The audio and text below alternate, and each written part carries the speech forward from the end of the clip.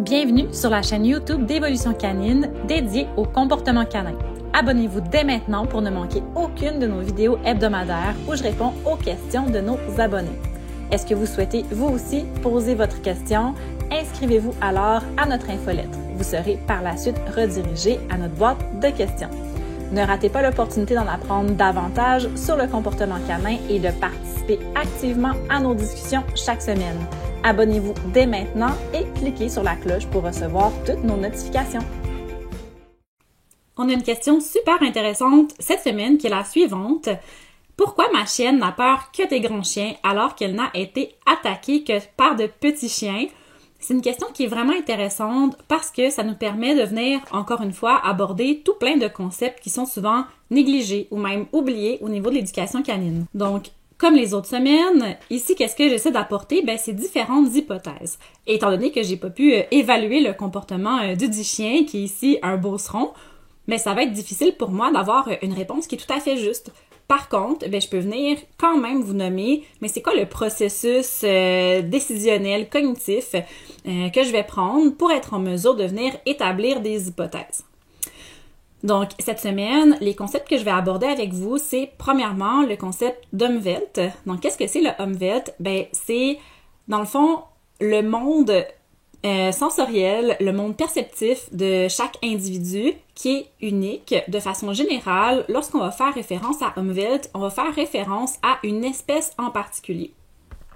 Donc, à ce moment-là, ce que ça peut nous faire comprendre, c'est pourquoi, par exemple, s'ils sont en mesure d'avoir un odorat qui est nettement plus développé et en quoi ces sens-là, ces perceptions qui sont totalement différentes, vont venir influencer le comportement de l'animal et vont venir aussi influencer comment il perçoit le monde.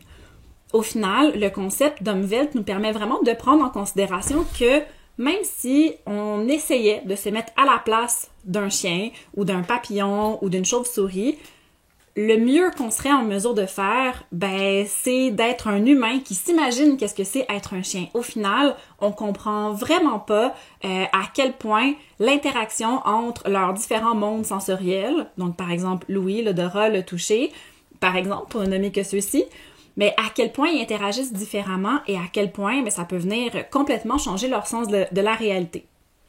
Donc à ce moment-là, ça nous permet d'être beaucoup plus humains et d'avoir beaucoup plus d'empathie avec nos animaux parce que ça nous permet de comprendre qu'il y a probablement des choses qui nous échappent parce qu'on n'a juste pas le même monde sensoriel.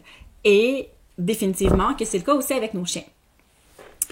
Donc, à ce moment-là, c'est vraiment possible que pour la chienne ici, qui a peur des grands chiens, mais qui n'a pas peur des petits chiens, alors que ce sont toujours les petits chiens qui l'ont attaqué, c'est possible que cette chienne-là ait jamais perçu de façon négative les attaques des autres petits chiens ou qu'elle les ait pas perçues de façon suffisamment négative pour en être affectée par la suite.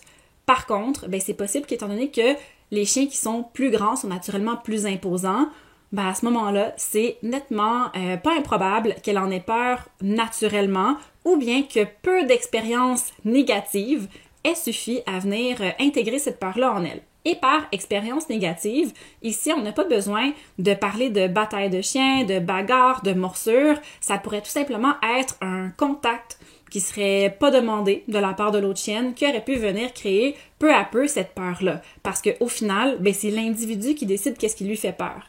Et avec les petits chiens, il y a aussi la notion de contrôle qui est présente, c'est-à-dire que le chien a conscience de façon générale de sa propre grosseur et les plus petits chiens, étant donné qu'elle peut davantage les contrôler, donc en se déplaçant ou en les déplaçant, à ce moment-là, ça fait en sorte que ça vient diminuer cette peur-là. C'est aussi une possibilité dans les faits.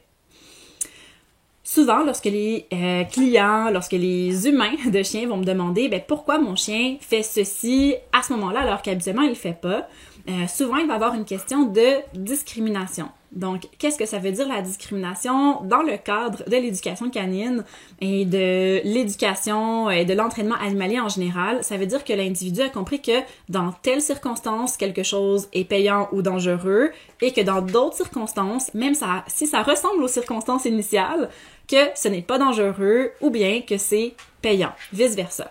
Un exemple qu'on voit souvent avec nos propres chiens, c'est que si on est à l'intérieur de la maison, dans la cuisine, et qu'on les appelle, ben ils vont revenir vers nous. Pourquoi? Ben parce qu'ils ont compris que presque 100% du temps, on est juste à côté des récompenses. Par contre, ben si on est à l'extérieur sans notre pochette de récompenses, ben c'est vraiment possible que notre chien ait moins de chances de revenir. Et une des hypothèses pourrait être la discrimination, parce que notre chien a compris que c'est beaucoup moins payant d'attribuer son énergie au rappel lorsqu'on est à l'extérieur de la maison que lorsqu'on est à l'intérieur de la maison. Et la raison est toute simple, c'est tout simplement parce que c'est moins payant. Donc, très souvent, lorsque les gens demandent pourquoi mon chien produit ce comportement-là dans ces circonstances-là, mais pas une autre, la discrimination peut être une réponse, tout comme Umwelt peut aussi être une des réponses. Ça dépend encore une fois des circonstances exactes. Lorsqu'un peu plus tôt, je faisais référence à Umwelt, comme je le mentionnais, bien ici, je faisais référence à l'espèce au complet. Si on veut parler de l'individu, ben à ce moment-là, peut-être qu'on pourrait davantage utiliser le modèle behavioriste, qui est le modèle qui est utilisé par tous les entraîneurs canins. C'est-à-dire que c'est un modèle de la psychologie moderne qui vient expliquer les comportements par rapport à des conditionnements et par rapport à qu'est-ce qu'un comportement rapporte à l'individu ou comment ce comportement-là, dans les faits, va être puni. Donc, à ce moment-là, ben, c'est aussi une des raisons pour lesquelles ben, un chien pourrait agir d'une façon ou d'une autre parce que les conditionnements sont différents. Au final, ben, tous ces concepts-là peuvent être importants dans la relation humain-chien, autant Umwelt, parce que ça nous permet de comprendre que les perceptions sont différentes. Donc, ça nous permet d'avoir un peu plus d'empathie envers nos chiens. C'est aussi pourquoi le behaviorisme va être très, très important parce qu'il nous permet de comprendre que les chiens vont avoir certaines réactions parce qu'ils ont été conditionnés, parce qu'ils ont eu des mauvaises expériences, par exemple. Et c'est aussi le cas de la discrimination dans un contexte d'éducation canine qui nous permet de comprendre que ben, peut-être que qu'est-ce qu'on offre comme récompense à un moment à notre chien est suffisant, mais qu'en enlevant cette récompense-là et qu'en changeant de contexte, notre chien comprend très bien que le nouveau contexte veut dire que ça sera pas assez payant. Et ça peut venir modifier sa perception et ça peut venir définitivement modifier ses comportements. Que ce soit Umwelt, le behaviorisme ou la discrimination, ces trois concepts-là sont pas exclusifs les uns aux autres, donc on peut totalement les utiliser dans une même explication. C'est juste des niveaux d'analyse qui sont différents.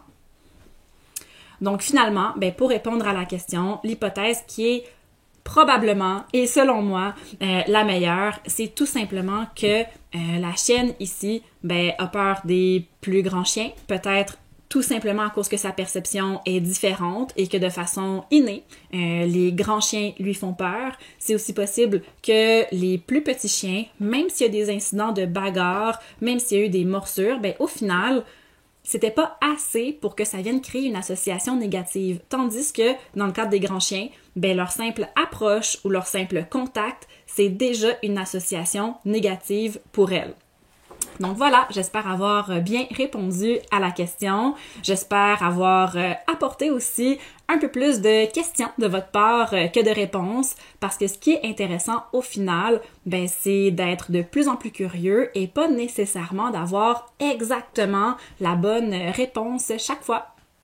Merci d'avoir regardé notre vidéo. Si vous avez apprécié le contenu et que vous souhaitiez en voir plus, n'oubliez pas de liker, de partager et de vous abonner à notre chaîne pour ne rien manquer de nos prochaines vidéos.